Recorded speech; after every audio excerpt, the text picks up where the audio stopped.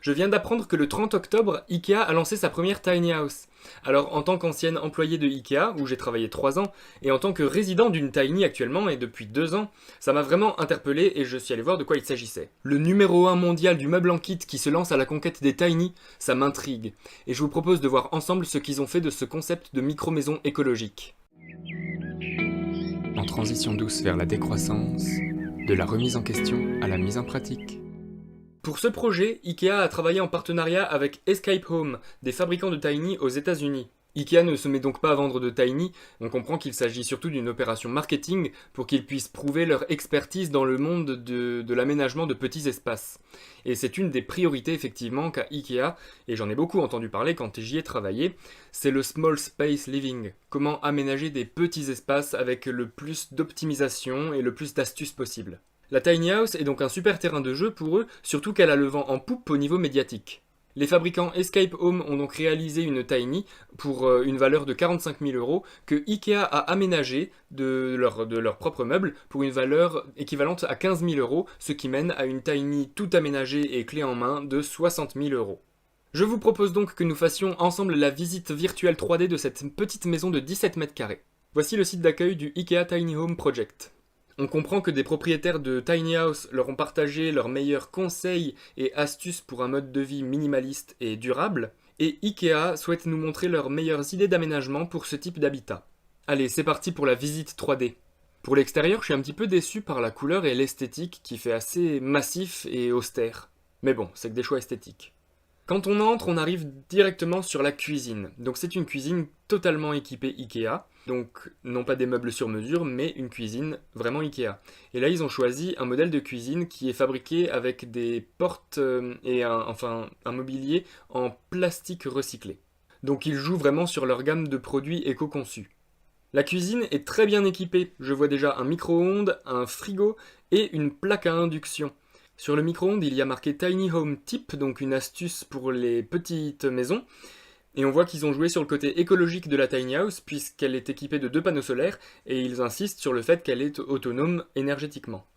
Donc moi, à première vue, ça m'étonne, parce que je vois une plaque à induction. Alors certes, elle est vraiment très pratique, la leur, puisqu'elle est en fait portative, ce qui fait qu'on peut la suspendre, et donc elle ne prend pas du tout de place sur le plan de travail. Mais elle a quand même une consommation de 1800 watts, et quand je vois qu'il y a déjà aussi un micro-ondes et un frigo, ça me questionne par rapport à l'autonomie énergétique de 2 panneaux solaires sur le toit.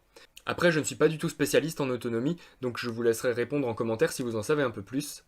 Quand on continue la visite, on tombe sur une pièce immensément longue, et c'est là qu'on se rend compte que la vue panoramique distord complètement l'espace, et ça ne permet pas vraiment de se rendre compte du volume des 17 mètres carrés. Là, on dirait que la pièce fait déjà 17 mètres de long.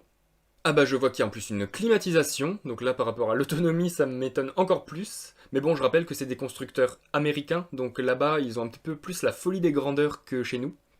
Ensuite, au fond de la pièce, il y a donc un canapé, un grand canapé et un grand lit. Alors un grand lit qui s'appelle King Size, hein, c'est le meilleur volume de lit qu'on puisse trouver.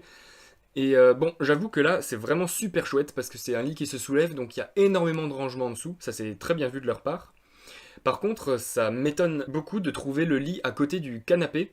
Je n'irai pas jusqu'à dire que ce sont 2 objets qui ont la même fonction, mais si on veut vraiment tendre vers un mode de vie minimaliste, moi ça me semble bizarre d'avoir le lit juste à côté du canapé dans une maison comme ça. Je vois pas bien personnellement l'intérêt d'avoir une configuration comme ça de salon juste à côté de la chambre à coucher. Il n'y a pas de gain d'intimité, contrairement aux tiny qui ont une mezzanine dans laquelle on peut vraiment créer une chambre à part et donc avoir une intimité. Là, on aurait très bien pu imaginer un canapé convertible pour avoir effectivement une chambre dans le salon et du coup gagner encore plus de place puisqu'on n'aurait pas eu besoin de lit. Et ça m'étonne qu'ils aient pas eu envie de privilégier cette solution pour aller encore plus loin dans le concept minimaliste et petit espace. Mais je pense qu'ils ont vraiment voulu relever le challenge de faire rentrer tout l'équipement d'une maison dans une micro-maison. Donc là pour moi ça ressemble plus à une performance d'aménagement ou un showroom pour montrer de quoi on est capable à Ikea, mais pas vraiment de créer un espace réellement habité. Ah, et là on retrouve la petite table Norden. C'est une table pliable avec 2 rabats, et figurez-vous que dans les tout premiers plans de la Tiny que je m'étais imaginé, j'avais pensé à mettre ce produit. Puisque je bossais à Ikea, je connaissais bien leur gamme, et j'avais retenu cette table comme astuce vraiment chouette, parce qu'une fois qu'elle est pliée, elle prend quasiment qu'une place, et il y a pas mal de rangements à l'intérieur avec 3 tiroirs. Mais par contre, elle pèse très très lourd parce que c'est du bois massif. Bien sûr, ils ont utilisé l'astuce des chaises que l'on peut empiler. Et donc il y a seulement 2 chaises, puisque j'imagine qu'une fois la table dépliée, on peut asseoir des personnes sur le canapé et 2 personnes en plus sur les chaises. Ce qui permet de recevoir très confortablement, je pense, 5 ou 6 personnes. Alors là, ça rend très bien puisque tout est rangé, mais dans la vie de tous les jours, ce ne sera quasiment jamais le cas. Moi, je m'en rends bien compte, hein, dans une tiny et un espace aussi petit, forcément, les choses sont utilisées presque en permanence. Donc ce sera plutôt toujours un petit peu déplié, par exemple pour la table. Donc je me questionne assez par rapport à la largeur de ce couloir, qui risque d'être coupé en deux dès que la table est dépliée. Surtout qu'on aurait peut-être envie d'utiliser la table comme un bureau et donc avec une chaise, et pas forcément toujours pour le canapé. Après, c'est vrai qu'en termes de modularité, ils ont toujours été assez bons pour ça. La desserte à la cuisine, c'est une super idée. Cette table, ben, elle est bien vue pour la tiny. Allons faire un tour dans la salle de bain. Là, sur la porte de la salle de bain, je trouve que c'est vraiment chouette, tous ces petits paniers qu'ils ont installés. Ça permet vraiment de ranger plein de trucs. Donc à l'intérieur, il y a une douche, très sympathique. Oh non, ils ont pas mis de toilette sèche.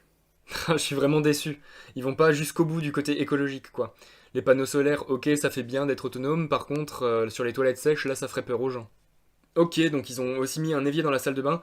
Concrètement, c'est un petit peu comme ce que je disais tout à l'heure pour le lit et le canapé. Pour vivre dans une tiny depuis 2 ans, moi je me rends compte que ça ne sert à rien du tout d'avoir un évier dans une salle de bain. Enfin, moi j'en ai pas et ça ne me manque pas du tout. Même quand on est à plusieurs dans la tiny, on se suffit très bien de l'évier de la cuisine. Il est à 2 mètres de la salle de bain. Donc c'est vraiment pas indispensable. Ça prend de la place en plus. Et il faut aussi se dire que ça prend du poids supplémentaire, parce qu'une tiny, en tout cas en France, ça ne doit pas dépasser 3,5 tonnes. Aux États-Unis, ils ont certainement des législations différentes par rapport à ça. C'est pour ça que souvent ils se permettent des aménagements beaucoup plus sophistiqués et qu'ils vont un petit peu moins loin dans le minimalisme en général. Et voilà, on a fait le tour. C'est sûr que c'était très bien vu de la part d'IKEA de profiter du mouvement des tiny house pour montrer leurs compétences dans le mobilier. Maintenant, c'est clair que, en tout cas en France, j'ai du mal à croire que les personnes qui soient sensibilisées au tiny puissent imaginer acheter complètement de l'aménagement Ikea. L'intérêt dans une tiny, c'est quand même à la fois de faire travailler les artisans plutôt que les grosses multinationales. Mais pour moi, ce projet est bien loin de montrer un mode de vie qui tend vers le minimalisme, puisque cette tiny est suréquipée, et ça ne reflète pas les aspirations que la plupart des habitants de tiny ont, de vivre avec moins, d'essayer de consommer moins. Forcément, je me sens assez concerné par ce projet de Tiny Ikea, puisque c'est une entreprise où j'ai travaillé 3 ans, et ça s'est très bien passé, ça a été une super expérience professionnelle, et voir maintenant qu'ils font une Tiny, ça me rappelle énormément de souvenirs, parce que c'est pendant que je travaillais là-bas que moi-même j'ai décidé de m'acheter une Tiny. Mais bon, je reste un petit peu déçu par ce qu'ils ont proposé là, puisque ça pousse à nouveau à du surconsumérisme, plutôt que d'essayer de trouver des alternatives de comment habiter et comment aménager autrement une maison. C'est-à-dire, moi je pense plutôt à de l'achat d'occasion, ou justement à de la menuiserie locale par des artisans. C'est tout pour cette petite vidéo. Si vous découvrez la chaîne, je vous invite à aller voir les autres vidéos que j'ai faites sur mon mode de vie dans ma tiny, qui a été faite par une entreprise française. Et comme d'habitude, je tiens à remercier du fond du cœur tous mes tipeurs. Merci beaucoup. Pensez à vous abonner pour d'autres vidéos en transition douce vers la décroissance, et d'ici là, prenez soin de vous.